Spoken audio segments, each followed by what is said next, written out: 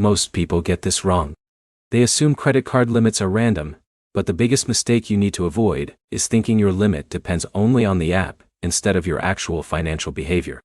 In this video, we are breaking down Arro card credit limits in 2026 and what you should realistically expect when you apply and start using it. Let's start with the basics. A credit limit is the maximum amount you are allowed to spend using a credit-based product. With modern fintech cards like the Arro card, that limit is usually based on risk factors, not just a fixed system. Now here's where it gets interesting. When you first get approved, your starting limit is often on the lower side. This is normal. Companies want to test your repayment behavior before giving you more access. So if Alex gets approved today, he might start with a modest limit. That is not a bad sign. It is actually the standard starting point for most new users. But here's the problem most beginners do not understand. Your starting limit is not your permanent limit. It is just your entry point. What matters more is how you use it in the first 30 to 90 days. Let's break it down, step by step. First, your income level plays a major role. If your reported income is higher and consistent, your chances of getting a better limit increase over time. Second, your usage pattern matters. If Jake uses his full limit responsibly and pays on time, the system sees him as lower risk. That often leads to gradual increases. Now, here's where things get important. Payment history is the strongest factor.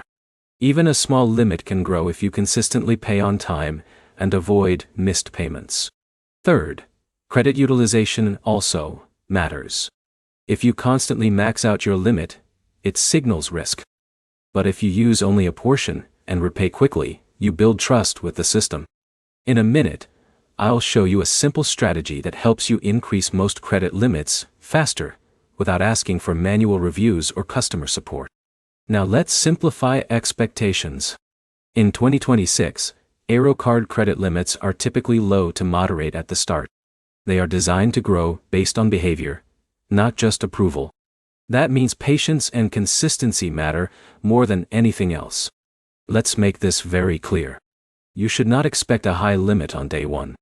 Instead, expect gradual increases if you use the card responsibly, keep balances low, and maintain consistent repayments.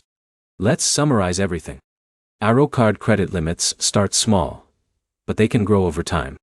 Your behavior, income consistency, and repayment history determine how fast that growth happens. It is not instant, but it is predictable if you are disciplined. If this helped you understand what to expect from the Arro card credit limit in 2026, make sure to like, comment, and subscribe for more clear financial breakdowns like this.